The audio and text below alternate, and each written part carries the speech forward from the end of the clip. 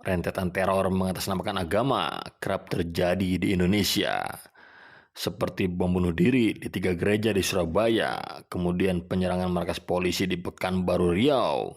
Kebanyakan yang menjadi korban adalah warga sipil. Untuk mengatasinya, pemerintah sedang mempersiapkan Komando Operasi Khusus Gabungan atau Kopsus Gab. Kopsus Gab selayaknya dibangun atau dibentuk tahun 2015 di masa kepemimpinan Panglima TNI Jenderal Muldoko. Meski hanya berjumlah 90 orang, Kopsus Gab disebut-sebut sebagai unit pasukan anti teror paling mematikan.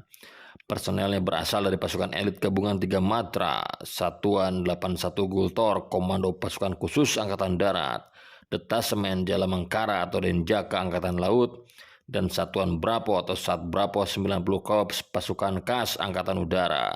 Dari ketiganya, Sat 81 Gultor menjadi pasukan yang merintis operasi anti teror pertama di Indonesia. Pada tahun 79, Letjen Beni Murdani memanggil Letkol Sintong Panjaitan, Asisten 2 Operasi Kopasanda. Selaku Kepala Pusat Intelijen Strategis, Beni menyampaikan analisis tentang berbagai macam kemungkinan yang setiap saat harus dihadapi oleh aparat keamanan. Salah satu topik utama bahasan itu adalah kemungkinan timbulnya ancaman teroris. Menurut Beni, sebagaimana dituturkan Julius Pur dalam Beni Murdani Profil Prajurit Negarawan, ancaman tersebut antara lain akan muncul dalam bentuk pembajakan pesawat. Pada dekade 70-an, aksi pembajakan pesawat serta penyanderaan penumpang cukup sering menjadi modus operandi teroris di berbagai negara. Karena dengan membajak sawah, teroris bisa mendapat publikasi yang murah, langsung dan meluas.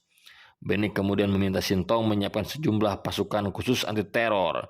Sintong juga diminta membuat bahan perbandingan dengan pasukan sejenis di negara lain. Untuk itu, 2 perwira menengah Kopasanda dikirim ke luar negeri. Mereka adalah Mayor Luhut Panjaitan dan Kapten Prabowo Subianto. Keduanya menempuh pendidikan di GSG 9 Satuan Anti Teror Polisi Federal di Jerman Barat. Terjadinya peristiwa pembajakan pesawat Garuda Woyla pada Maret 81 kian mempercepat pembentukan pasukan anti teror.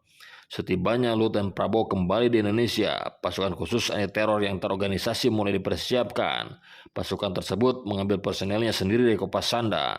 Luhut dan Prabowo didapuk sebagai komandan dan wakil komandan pertama. Seleksi pasukan hendak bergulir, namun Kopasanda belum menentukan nama unit pasukan anti terornya. Beni menyarankan agar Luhut menanyakan kepada Panglima ABRI Jenderal M. Yusuf. Ketika Yusuf meninjau ke markas Kopasanda, Luhut dan Prabowo menghadap. Mereka mengusulkan detasemen anti teror yang baru diberi nama Detasemen 81 Anti Teror. Alasannya, Detasemen Anti Teror dibentuk pada akhir tahun 81. Namun secara resmi, Den 81 Anti Teror berdiri pada 30 Juni 82.